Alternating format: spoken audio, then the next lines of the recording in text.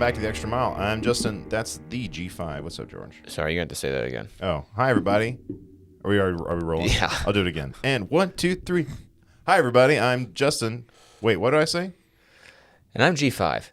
This is Caleb. And hey, it's Caleb. Hey, wow. It's so dark over there in the dark abyss that is Caleb's Corner. Do you want more coffee, Caleb? No, I'm okay. Thank you. I've been sitting here holding this carafe Sorry. like a crazy person. Anyway, welcome back to the Extra Mile, folks. We're going to have a Caleb's Corner question today. A short one, I think. Caleb's Corner. Okay, we'll see if this is a short one or not.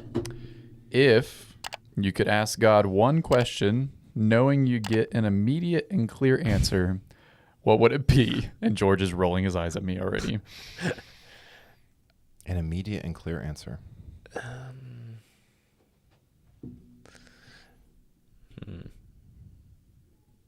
I've played too much Dungeons and Dragons where open-ended questions like that are never what you think they are. So I'm just sort of jaded of, no, I can't ask that because that could end badly some ways.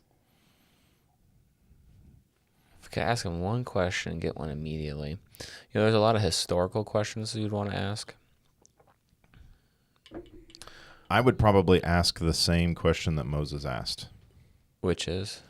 I want to see your glory. Really? I want to see it. And have your eyes burned out of your socket? And God's answer to Moses was no, you can't see it. No man can live and see it. I'm just getting the mental image of the Indiana Jones movie. Me too. Same thing. It's all melting and everything. That's exactly what I was thinking. But he said, I will put you in the cleft of the rock, and I will cover you with my hand, and then you can turn around and look at the back of me. Yeah. What? Yeah. Okay. It's wild. So I guess I don't get to ask that question because Moses already asked it. You have to see the back. I don't know. And then also you want to ask maybe some of the more controversial questions to get answers. At least my mind does. I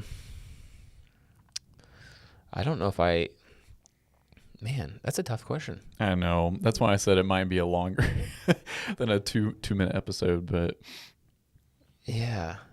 I don't know. The thing that I think about, and I feel like I already know what the answer would be, is what is your will for me? Which is super open-ended, I feel like, where he could just literally say, obey me, follow me, love me, keep my commandments, but I want to know more deeper, like what is there something that he needs or wants of me that I could serve a greater purpose in life that I haven't really applied myself to yet, that he sees that as a gift in me, that I'm just not doing it yet? I don't know. Like you want to be specifically told what you should be doing? I don't know. It's a hard question, but if there... Yeah. I want to know what his will of me is, and that way I can best apply myself to his will. But yeah, I don't know. That's where my thought goes at first. But again, it's pretty open-ended and hard. Do you remember what God says to Jeremiah in chapter 1? No. Remind me. Well, I started writing that. It's early morning and we're drinking coffee. Sorry. I started. It's like, do you remember this verse and this verse and this verse? I do. 1 John 2. I'm a preacher.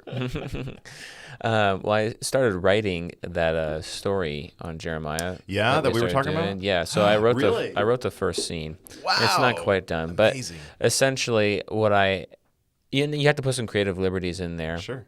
So I picked up Jeremiah chapter 1. It goes in line with what you were talking about, Caleb.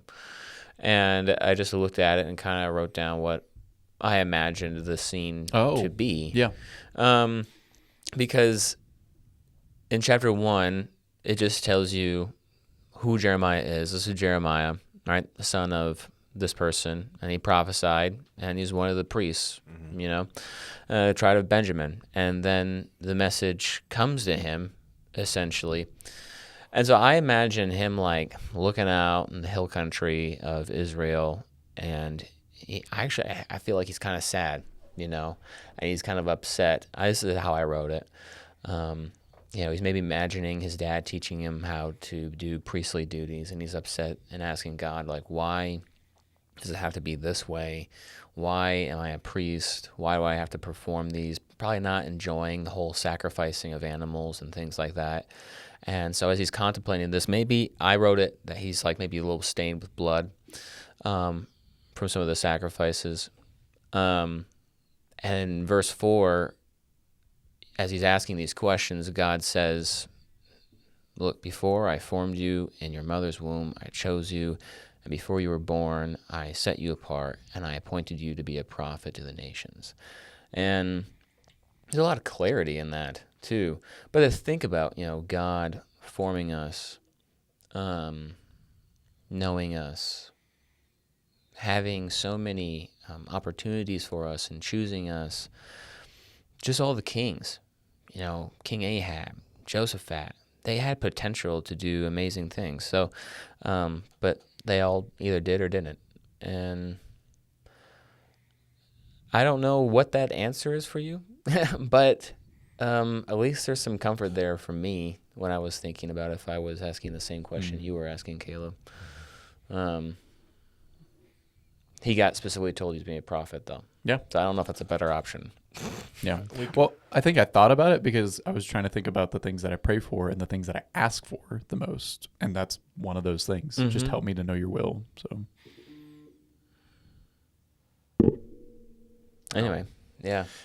I think that one of the great things about us now in the New Testament is, the New Testament isn't very long. But then to be able to say, what is kind of the conclusion of the book, of the moral tale? What is the instruction of Jesus and his new law?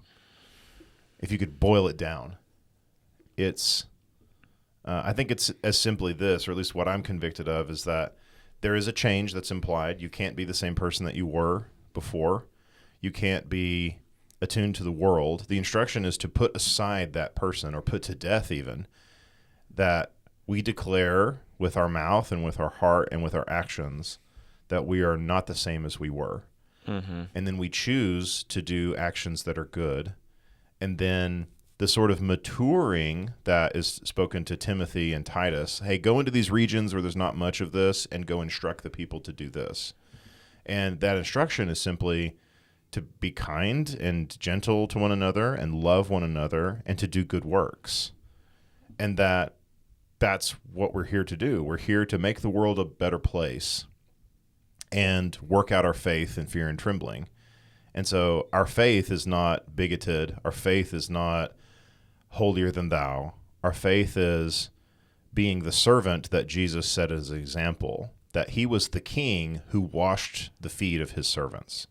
That's not what kings do. Kings have their feet washed by the servants. Right. But to serve others, to be the least is to be the greatest. And so that's our calling as people, is that we are the ones who should put the towel on and wash the lowliest people's feet. Go and sit with the Gentiles and dine with them. Go and instruct the people who are in prisons. Go and feed the poor. Go and help out your brother. Make their day a little better.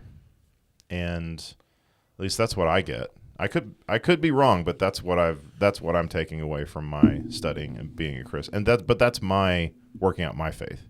Mm-hmm. Yours perhaps could be different. Well, to be able to ask God specifically, that would be nice. Hey, can you give me the Excel spreadsheet of what I'm supposed to do on what date? Oh, I love Excel. Yes. But then I think that's kind of the point, is that what we've been talking about, guests who come in, people who are older than us say, it seems that there's always that feeling, or you feel doors closing. I really want to be rooted here, and now doors are starting to close, opportunities are drying up, and then the only place to move is this way. Mm-hmm. And then at least from my observation of what people say and observation of my own life, it's sort of, well, I'm here now. I was there then. Something happened to get me here now. What was it? And people can either attribute that to fate or they can attribute it to Christ. Well, that was Jesus working. And maybe that's the answer. I don't know. But I would say that, to have Jeremiah, or to have a vision in the night, as the Old Testament repeatedly says. Oh, well, he saw in the middle of the night, this vision, and it says, like G5, get up and go to this place and go preach. You're like, okay, sure, or go sacrifice your son. That's right, or climb up the mountain and kill your only child, or whatever. Yeah, yeah. See, it's harrowing. So I don't think I would, just because I kind of scared of the answer. Yeah. I think I would be a little afraid of what God would say. It would certainly give me much anxiety if I knew that it was a date. Okay, I'm going to have an audience with God on the 9th of September. It's like, ugh, it's getting closer. Yeah. But anyway, I think that's my open-ended. I'm not going to answer your question. Well, there you go. I think that's we're going to end the episode. Oh, that's good. Leave a comment where question you'd ask. Yeah, whatever you think. In the meantime, go so. If you want to know more about the Bible or you have any questions, our email is in the description below. You can DM us. We'd love to hear from you. And if you're looking for a church family or you're in the Lubbock area, we invite you to come visit and hang out with us in Milwaukee. We love for you to find a church who practices the love of Christ.